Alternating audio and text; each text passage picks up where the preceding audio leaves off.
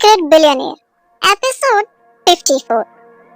रोनिता ने सिंघानिया ऑफिस के एक एम्प्लॉय को फायर कर दिया। उसका बिहेवियर अचानक से बदल गया है। मिस रोजी भी ये देखकर हैरान है।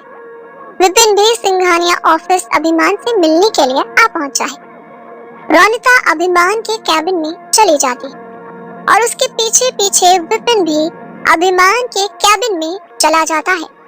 अभिमान की चेयर पर रोनिता को बैठा देखकर विपिन ने कहा, ये तो अभिमान की चेयर है ना? रोनिता गुस्से से विपिन को घूरने लगी, लेकिन वो आगे कुछ कहता उससे पहले ही विपिन ने कहा, अरे बट मैं ही कैसे भूल गया, अब तुम और अभिमान अलग थोड़ी ना हो। विपिन की बिना सर पैर की बातें सुनने का रोनिता को कोई शौक नहीं है, इसीलिए उसने विपिन की तरफ देखते हुए कहा, तुम्हें मुझसे तो कोई काम होने से रहा है ना? अभिमान से काम होगा, लेकिन वो यहाँ नहीं है, वो घर पर है, तो तुम वहां जाकर उससे मिल लो। इनडायरेक्टली रोनिता ने विपिन को जाने का कह दिया, लेकिन विपिन ने भी ढीठ बनकर कहा, नो एक्चुअली मेरी अभिमान से बात हो गई, वो आ रहा है ऑफिस। ये सुनकर रोनिता की हवाइयां उड़ गई। उसने पूछा, अभिमान ऑफिस आ रहा है? रोनिता को परेशान होता देख विपिन ने कहा, तुम क्यों परेशान हो रही हो? ये उसी का ऑफिस है ना, वो तो आएगा ही। रोनिता अभिमान की चेयर से उठी और बोली, मैं क्यों परेशान होने लगी भला? रोनिता ने जब अभिमान के आने की खबर सुनी तो वो परेशान सी हो गई और जल्दी जल्दी में अपना फोन अभिमान के कैबिन में छोड़कर वहां से चली गई। रोनिता की बाहर आते ही रोनिता का फोन बजा। विपिन ने फोन उठाया और बिना कुछ कहे अपने कानों से लगाकर सुनता रहा। सामने से एक शख्स ने कहा, रोनिता तुमने मुझे अभी तक सिर्फ 50 लाख रुपए ट्रांसफर किए हैं, हमें उसे और बेचने हैं।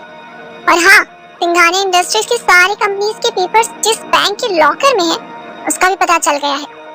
तुम बस उन पेपर्स तक पहुंच जाओ, आगे का काम तुम्हारे लिए आसान हो जाएगा, लेकिन मेरा शेयर मत भूलना। विपिन ने जो कुछ सुना उसे अपने फोन में रिकॉर्ड कर लिया और फोन काट दिया।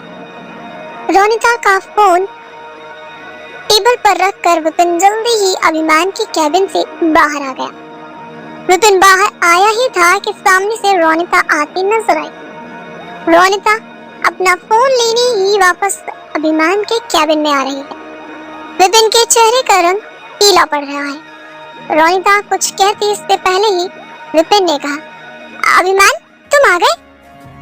रोनिता ने पीछे मुड़कर देखा, अभिमान आ चुका है। अभिमान को देखकर रोनिता की रंगत चली गई, लेकिन फिर भी उसने अभिमान को गले से लगाया और कहा, थैंक गॉड तुम आ गए अभिमान। अभिमान ने भी मुस्कुराते हुए रोनिता को गले लगाया।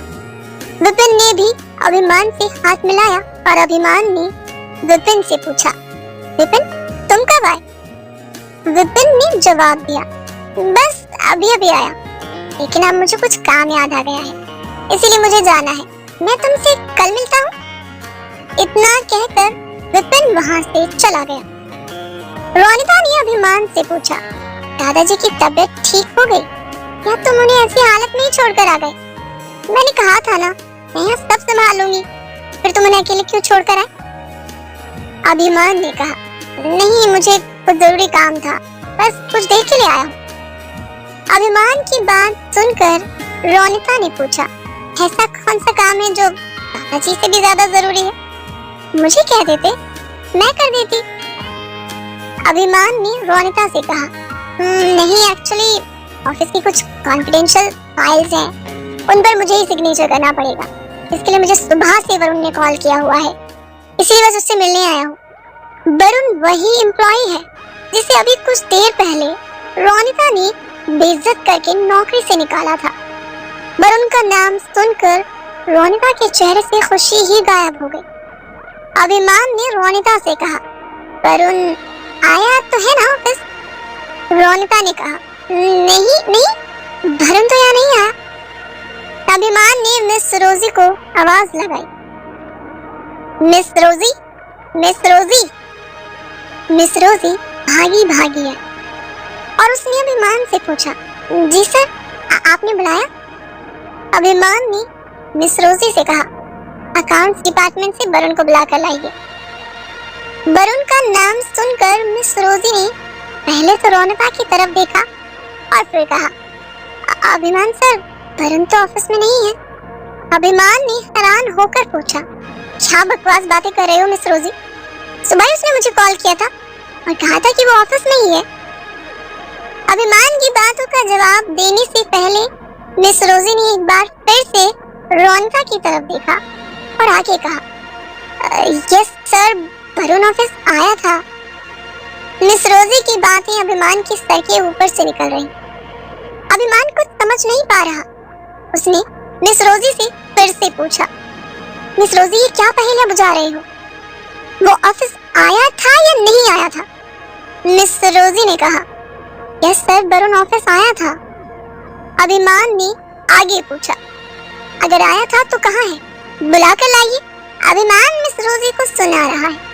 तभी विपिन एक बार फिर से वहां आ जाता है। विपिन अपनी कार की चाबियां अभिमान के कैबिन में ही भूल गया था। विपिन ने सारी बातें सुन ली हैं। विपिन ने अभिमान से कहा, anything serious, may I help?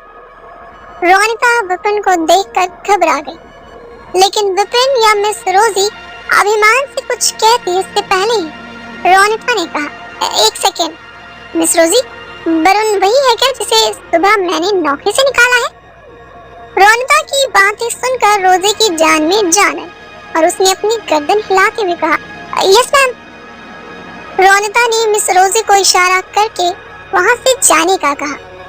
Varun के निकाले जाने की खबर सुनकर अभिमान ने रौनका से पूछा, लेकिन तुमने उसे क्यों निकाला?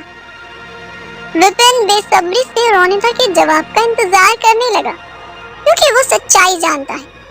लेकिन रौनका ने अभिमान से कहा, अभिमान, अपने अकाउंट में चेक करो, 50 लाख रुपए का ट्रांसफर हुआ है। क्या तुमने किया है? नहीं ना? मुझे जब इस बात का पता चला तो मैंने उससे पूछने की कोशिश की, क्योंकि तुम्हारे सारे अकाउंट्स की डिटेल उसी के पास रहती है। जब उसे लगा उसका भांडा फूट गया है तो मुझे उल्टे सीधे बहाने बनाने लगा, इसीलिए मैंने गुस्से में तुमसे बिना पूछे उसे फायर कर दिया। सॉरी, मैं जानती हूँ किसी भी एम्प्लॉय को फायर या हायर करने का हक मेरा नहीं है, लेकिन उसने तुम्हारी पर्सनल अकाउंट से नहीं बल्कि ऑफिशियल अकाउंट से तुम्हारे 50 लाख रुपए ट्रांसफर करे थे किसी अननोन शख्स को। रौनका का जवाब सुनकर विपिन हक्का बक्का ही रह गया, क्योंकि विपिन अच्छे से जानता है कि 50 लाख रुपए अभिमान के बैंक से किसने ट्रांसफर किए हैं और किसको ट्रांसफर किए हैं।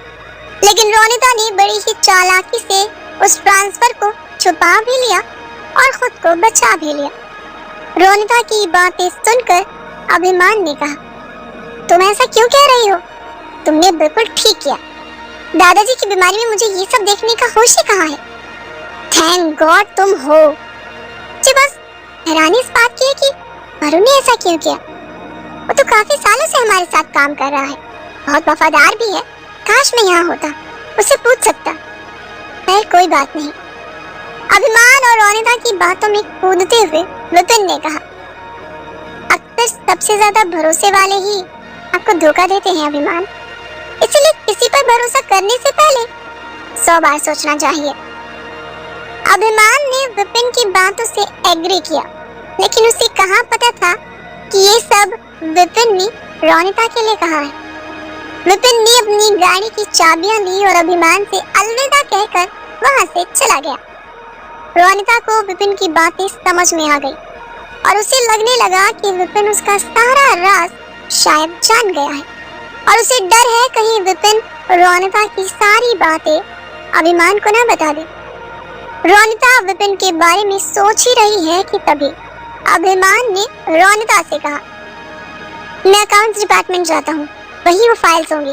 सिग्नेचर करने के बाद मुझे घर के लिए भी निकलना है। रौनका, ऑफिस में तुम्हें किसी भी चीज की जरूरत हो तो बेझिझक मुझे कॉल करना, ओके? अभिमान की बातें सुनकर रौनका मुस्कुरा दी और अभिमान से कहा, तुम्हें भी अगर मेरी किसी भी मदद की जरूरत हो तो मुझे जरूर बताना और दादाजी का अच्छे से ख्याल रखना। अभिमान रोनिता से अलविदा लेकर वहां से चला गया। अभिमान के जाते ही रोनिता का फोन बजा। दूसरी तरफ से आवाज आई, कमाल है भाई, इतनी देर से तुम्हारी कॉल का वेट कर रहा हूँ, कहाँ हो भाई, और फोन उठाने के बाद बोलती क्यों नहीं हो? रोनिता ने कहा, तुमने कब कॉल किया? दूसरी तरफ से आवाज आई, अरे मैंने तुम्हें कॉल करके बताया तो था 50 लाख के ट्रांजैक्शन के बारे में, वो हो चुकी है अभिमान के अकाउंट से जो हमने किए हैं। रोनिता ये सुनकर चौंक गई, क्योंकि जहाँ तक उसे याद है उसने अभी तक ऐसी कोई कॉल अटेंड नहीं। आखिर किसने रोनिता की सारी बातें सुन ली? रोनिता का शक सीधा विपिन पर गया, क्योंकि उस वक्त वही अभिमान के कैबिन में अकेला था। क्या होगा आगे? अब क्या करेगी रोनिता, और क्या विपिन रोनिता का पर्दाफाश कर देगा? जानने के लिए सुनते रहिए सीक्रेट बिलियनेयर।